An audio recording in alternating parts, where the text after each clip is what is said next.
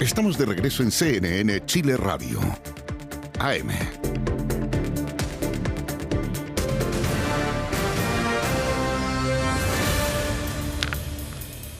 Estamos de vuelta, seguimos aquí en CNN Chile Radio, son las 9:37. Voces del Poder comienza a esta hora con nuestros panelistas invitados para analizar asuntos de la política contingente. José Francisco Lagos, director ejecutivo de Res Pública, con nosotros. ¿Cómo estás, José Francisco? Muy bien, muchas gracias. Gracias por acompañarnos. Y Danilo Herrera, cientista político dedicado al seguimiento legislativo, comunicación política y digital. ¿Cómo estás, Danilo? Muy buenos días. Muchas gracias por acompañarnos a los dos en esta mañana. Oye, partamos hablando de lo que estaba pasando en el Congreso, de la agenda legislativa que tiene el gobierno en estas pocas semanas que le quedan de trabajo legislativo. Se entiende que ya ahora en enero se juega sus últimos cartuchos el gobierno en la discusión de algunos proyectos y dos bien emblemáticos en particular, la discusión del FES, el nuevo financiamiento de la educación superior, y de Sala Cuna Universal, otro proyecto súper importante también para la agenda del gobierno en la agenda de género y en materia económica incluso. ¿Qué capacidad tiene, crees tú, Danilo, el gobierno como para sacar adelante algunos de estos proyectos en lo que queda un par de semanas nada más de trabajo legislativo? A ver, en Chile se legisla en conjunto, entonces yo veo que hay respaldo transversal o casi transversal con el proyecto de Sala Cuna Universal, que termina en una discriminación del artículo 203 del Código del Trabajo, donde discrimina, le pone un mínimo de mujeres para que el empleador pague la Sala Cuna Universal, o sea, la Sala Cuna. Entonces, esto termina la discriminación del número y termina la discriminación del género de los trabajadores. Y se financia con un fondo solidario, un aporte entre empleadores, y trabajadores y aporte fiscal. Entonces es un proyecto transversalmente respaldado, yo creo, y esto partió con un proyecto del presidente Piñera. Entonces yo espero que al menos Chile Vamos ponga los votos para sacar esto. Yo creo que sí hay posibilidades, al menos en Sala Cuna Universal. José Francisco, ¿cómo ves tú estos últimos esfuerzos? Sí, yo creo que lo que hemos visto últimamente, no solamente en este proyecto de ley, sino que en varios más, es que muchas veces se puede estar de acuerdo en el diagnóstico y después en la bajada práctica o la trampa está en los detalles. Y lo digo particularmente porque hay cuestiones que son difíciles de discutir, pero una que van de la mano también con esto que no quedan resueltos. Por ejemplo, la administración de estos jardines infantiles, que ha sido un tema polémico. De hecho, no siguió avanzando en el gobierno pasado porque la centroizquierda se opuso a incorporar figuras como los particulares subvencionados en la Sala Cuna. Hoy día tenemos un sistema que es dual simplemente, no es mixto, no es dinámico, tenemos la Jungio Fundación Integra y los jardines infantiles privados con cargo hasta ahora 100% al empleador. Entonces eso genera algunas distorsiones, como por ejemplo que la falta de escolaridad más profunda se ve especialmente en educación inicial. Y estamos solamente discutiendo cobertura y ni siquiera hemos discutido calidad en esos espacios educativos. Entonces, eso me parece que todavía queda al aire y ahí cuando empieza la discusión a profundizar se abren algunas complejidades. Y lo segundo que me parece que no queda completamente resuelto es que le seguimos sumando cargas al empleador, independientemente si está en esta situación en particular, lo que a mí a priori me parece bien en general que no exista esta limitación que pone el Código de Trabajo respecto a la contratación de mujeres, pero el seguir aumentando las cargas sociales al empleo o a la contratación hace que, dado las últimas discusiones que hemos tenido y que hay otras implementaciones que queda mucho tiempo todavía para que se concreten, como por ejemplo la reforma de pensiones, hace que esto sea incierto el efecto que va a generar en el empleo. Es lo que reclaman algunos gremios, de hecho. Que reclaman algunos gremios y algunos empleadores seguros. O sea, bueno, por eso también la ley considera una especie como de un régimen de transición, pero que en régimen también podría tener algunos efectos sobre el empleo formal bastante importante. Entonces, Sala Cuna Universal, FES, que yo creo que no tiene futuro, al menos en enero, que creo que le complican la agenda legislativa, y yo sumaría el proyecto ayer que presentó el gobierno de la negociación ramal, que no sé, que yo creo que es como un saludo a la bandera, Parece, más que más una intención de que se apruebe, claro. Igual Danilo. todos los gobiernos, desde el retorno a la democracia en adelante, ingresan proyectos que son proyectos en enero, que son posiciones políticas al respecto. Esto es lo que opinamos, Claro. queremos intentar avanzar, Sí. no vamos a llegar, pero vamos a poner el tema en discusión y es válido Plantar que todos una los- bandera. plantar una bandera, yo creo que es válido que todos los gobiernos lo hagan. Danilo. En particular, Salacuna, quisiera decir que aquí hay un aporte fiscal, no es solo el empleador el que paga la cuenta, es una reforma fiscalmente sostenible y creo que es un espacio donde las mujeres en el trabajo han sido discriminadas desde siempre y hay que avanzar en este tema. Yo espero que Sí, la eso parece derecha haber consenso. ponga los votos al respecto Oye, en Danilo, este tema. Danilo, ahora, hay un simbolismo asociado a algunas de estas legislaciones y estos proyectos bien importantes. En el caso del FES, esto implica cumplir con el compromiso del FINALCAE también. ¿Cuán importante ve desde el punto de vista político el que salga ese proyecto específicamente? Yo creo que aquí el gobierno cometió muchos errores. El primero, no dar esta discusión antes. Y terminamos en enero, a pocas semanas de que termine el gobierno, teniendo esta discusión. Creo que el diseño de la eliminación del CAE y el nuevo financiamiento de la educación superior, entiendo que que sea una discusión en conjunto. Pero también entiendo cuando la derecha dice, no estoy de acuerdo con esto, cuando las universidades dicen, me voy a desfinanciar completamente si se aprueba este nuevo financiamiento de la educación superior, y podríamos tener un entre comillas, fin al CAE con un proyecto separado. Yo entiendo las dos posiciones y creo que hay que ser respetuoso con la estrategia del gobierno, porque si no se aprueba, porque si solo se aprueba el fin al CAE, vamos a tener un problema también para futuro, pero creo que esto no tiene espacio de aprobación en esta administración y creo que va a ser uno de los puntos en deuda de la administración Boric. ¿Va a ser un fracaso desde ese punto de vista? Considerando que fue una de las banderas importantes a nivel programático del gobierno, el FINALCAE, Sí, por el fracaso. origen universitario del gobierno. Es verdad que esta es una generación, la que está gobernando, una generación que parte de las demandas de los estudiantes universitarios. Es verdad que era parte del programa de gobierno, pero también es parte de la lógica de otra cosa con guitarra, de que las prioridades del gobierno se van cambiando con el pasar de los meses y de los años en la administración. Que Entonces, es lo que constató el presidente en la entrevista en el diario El País el fin de semana también. y claro. lo que va a contratar el presidente electo Kast el 11 de marzo también. Entonces, hay sentido de que esto, no sé si es un fracaso, se termina también, yo creo que esto es un poco, con un poco más desarrollado y un poco de meses anteriores, pero también esto es un saludo a la bandera, es decir, nuestra idea era terminar con el CAE y no se pudo. No tuvimos los votos. José Ahora, Francisco.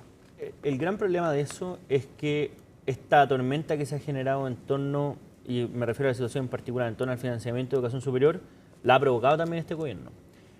Y lo digo porque la promesa de condonación en la campaña presidencial lo que hizo es generar el efecto que muchas personas que antes estaban al día con las cuotas del crédito canal del Estado dejaran de pagar. Y eso hace que hoy día más de la mitad de las personas que son deudores no estén pagando. Esa situación aumentó el costo fiscal del crédito canal del Estado, esa situación hizo que la situación fiscal fuera aún más precaria de lo que terminó siendo finalmente y generó que el gobierno fuera incapaz de resolver el problema que contribuyó en mayor medida a generar especialmente, y esto aquí no se puede como endosar responsabilidad de nadie porque es personal e individualmente una responsabilidad o irresponsabilidad del presidente Gabriel Boric a hacerlo como promesa de campaña. Entonces, cuando uno tiene esa situación y su forma de arreglarlo no solamente no corrige el problema, sino que más bien lo profundiza y deja a todas esas personas que yo creo que se aprovecharon de la circunstancia, pero que creían que iban a condonar efectivamente el CAE, Claro.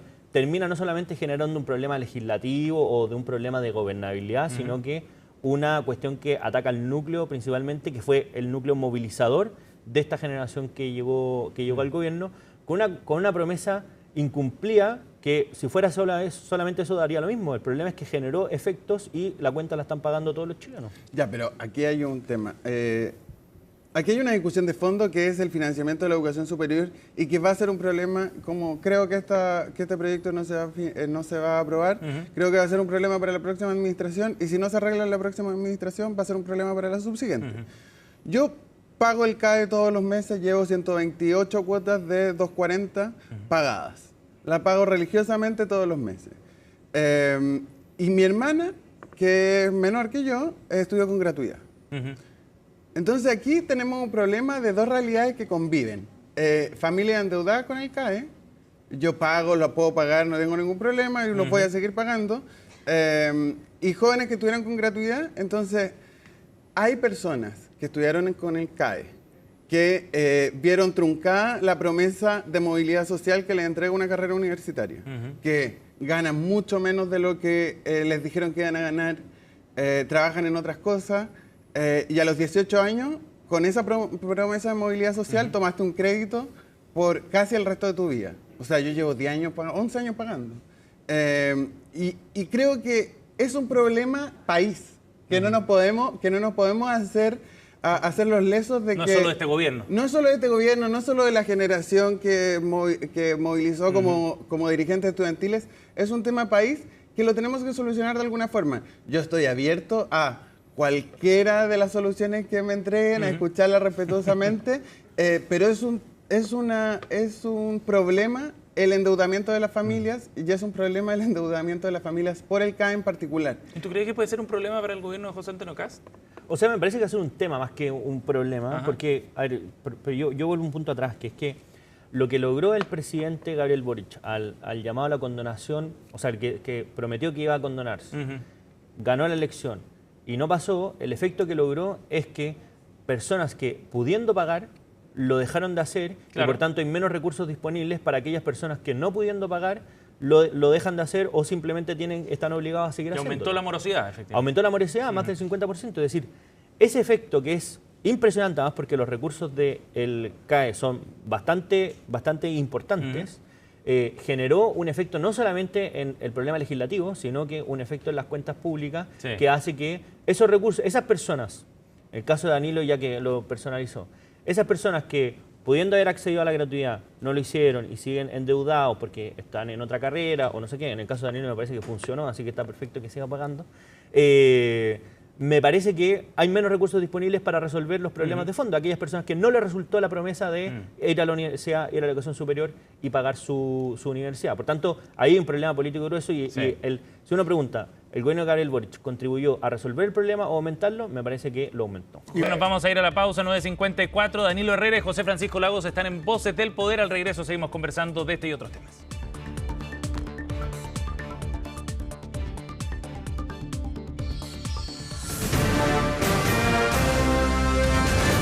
Hacemos una pausa y ya regresamos con CNN Chile Radio, AM.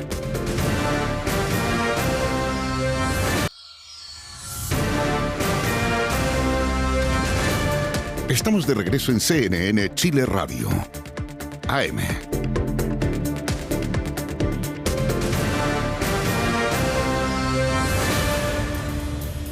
Ya estamos de vuelta, seguimos en Voces del Poder, aquí en CNN Chile Radio, José Francisco Lagos y Danilo Herrera con nosotros a esta hora de la mañana en nuestro panel de hoy.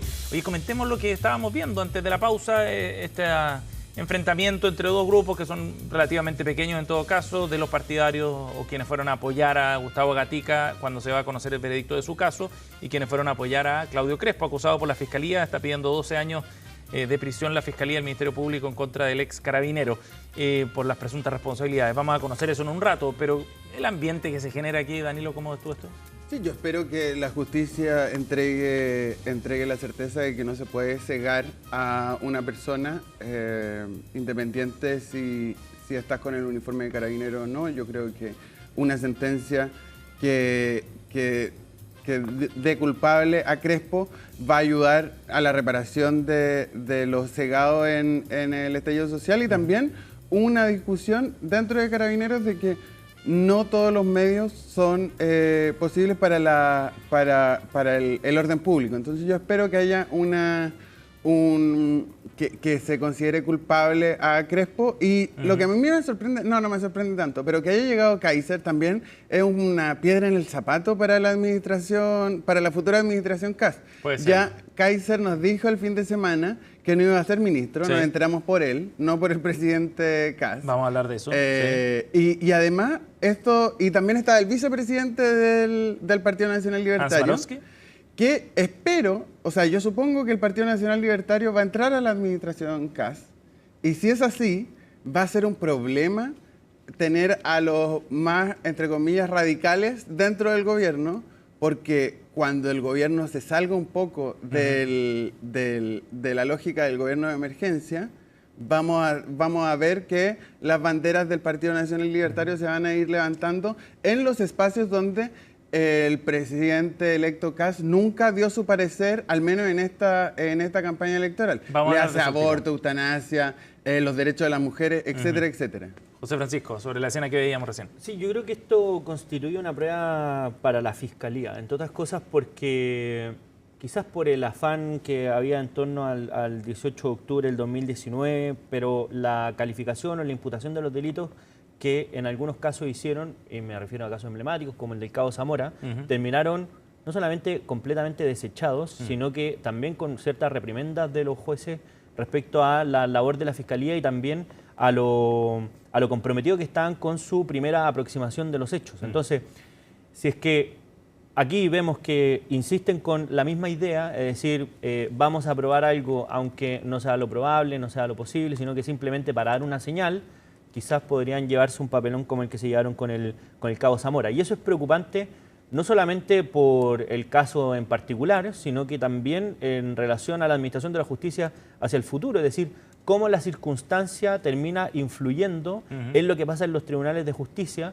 que es una cuestión imposible de evitar, pero que debería ser lo más controlado posiblemente. Yo solo puedo poner un ejemplo, pero la formalización del entonces general director de Carabineros era en el momento en que asesinaron a estos 3 carabineros en Cañete, no sé si se acuerdan. Sí. La Fiscalía decidió cambiar la formalización por algo completamente ajeno a los hechos, que es importante para la institución, pero completamente ajeno a los hechos que se trataba o que se acusaba. Por tanto, ¿cuáles son las razones de la Fiscalía para modificar el proceso judicial en base a algo que pasa solamente desde el punto de vista externo?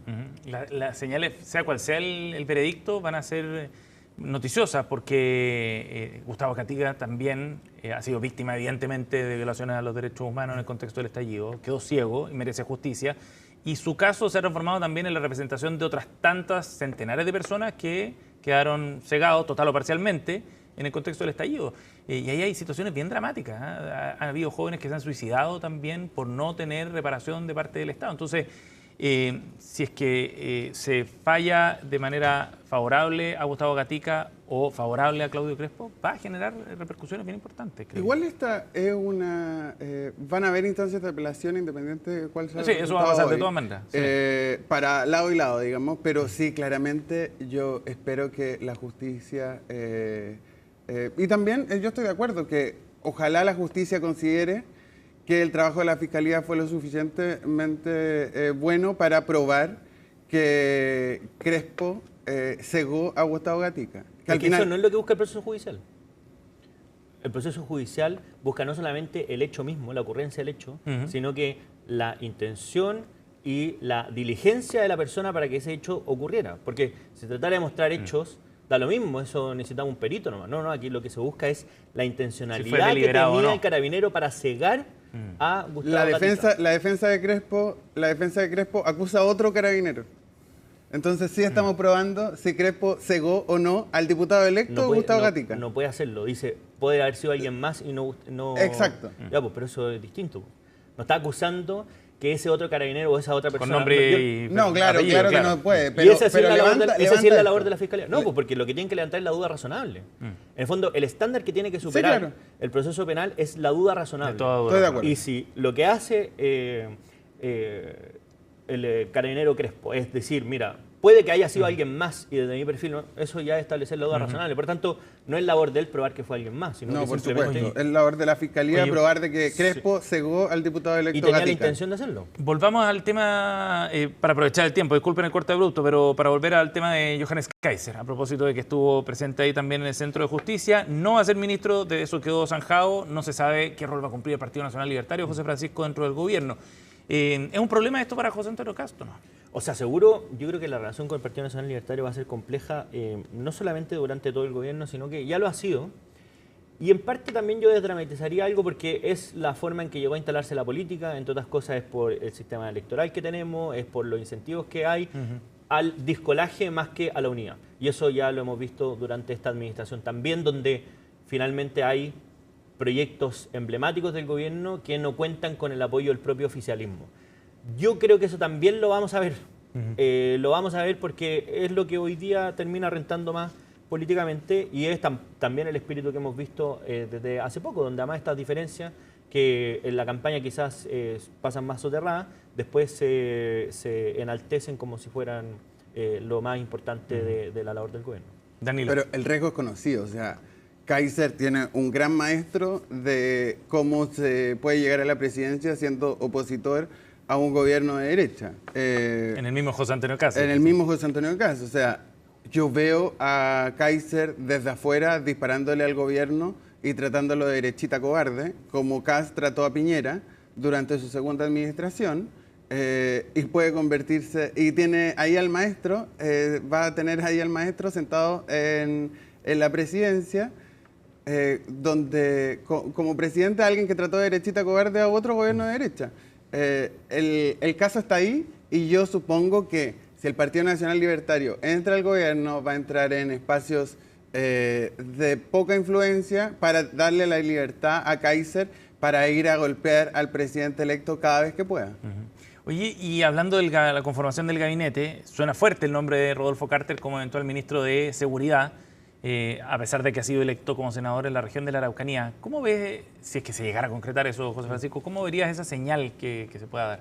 Yo diría varias cosas. Uno, que lo difícil es que los ministros son colaboradores directos e inmediatos del presidente, entonces son de exclusiva confianza y verá quién le queda mejor para ese cargo. Lo segundo es que un desafío parecido al que tuvo el presidente Boric es que con el mismo instrumento que es la conformación del gabinete, tiene que armar una mayoría parlamentaria, formar una nueva alianza de gobierno, y eso nunca ha sido fácil. O sea, ni una de las dos cosas es fácil en sí mismo, y hacer las dos solamente con el nombramiento del gabinete suena más complejo.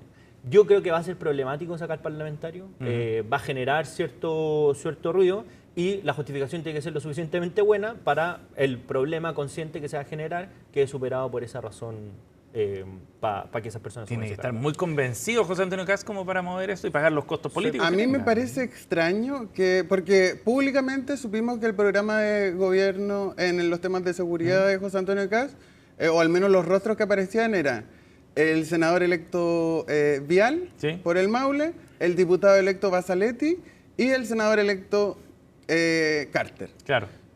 Y el presidente electo o la OPE, la oficina del presidente electo, ¿no pensaron que los tres podían salir electos? Claro, se buscó reforzar la lista parlamentaria y salieron los tres electos. Y no hay nadie más disponible. Escuchábamos al senador Sánchez diputado Sánchez, perdón, antes de entrar al aire.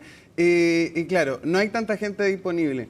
Pero ellos sabían que, o sea, ellos creían que iban a ser gobierno, ellos tenían la certeza de que iban a ser gobierno y no están preparados para el foco principal del gobierno de emergencia que enalboló José Antonio Cast. Como eje de campaña era el tema de seguridad, gobierno de emergencia, por la seguridad, porque este país se cae de pedazos, todas las mentiras que se dijeron en campaña, ok, pero el presidente Cast no tenía ningún plan B si es que se caían los tres, si es que los tres candidatos parlamentarios que elaboraron el programa de seguridad entraban al Congreso. Me parece bien extraño que un senador electo por 8 años por la ciudadanía, da lo mismo el nombre, porque puede ser Vial también, que fue electo por el Maule, entre al gabinete, que asuma a las 8 de la mañana como senador, y a las 11 de la mañana aproximadamente termina asumiendo como ministro, porque no es que tú no asumas de senador, claro, sí que asumes 2 o 3 horas, asumes de senador, sería bastante impresentable. Nunca ha pasado que un senador recién electo sea ministro. Y eso va a ser bien llamativo. Vamos a ver qué es lo que pasa. El 20 de enero ya tendremos el gabinete. Ahí estarán los nombres definidos. Danilo Herrera. Esperemos, porque antes era el 15, ahora el 20. Ojalá el presidente electo que cumpla los mismos plazos que se auto... Téngale un poco de fe al No, presidente. pues, él dijo el 15, yo estoy esperando el 15. Danilo Herrera y José Francisco Lagos con nosotros aquí en Voces del Poder. Gracias, José Francisco. Gracias, Danilo. Nos vemos. Que esté Muchas muy bien, gracias. gracias. Buen día. 10 de la mañana con 7 minutos, 23 grados, 4 décimas la temperatura a esta hora en Santiago. Mañana calurosa, la máxima llegará a los 33 el día de hoy. Los cielos bien despejados como vemos en pantalla. Con esa imagen a la pausa. Seguimos en CNN Chile Radio.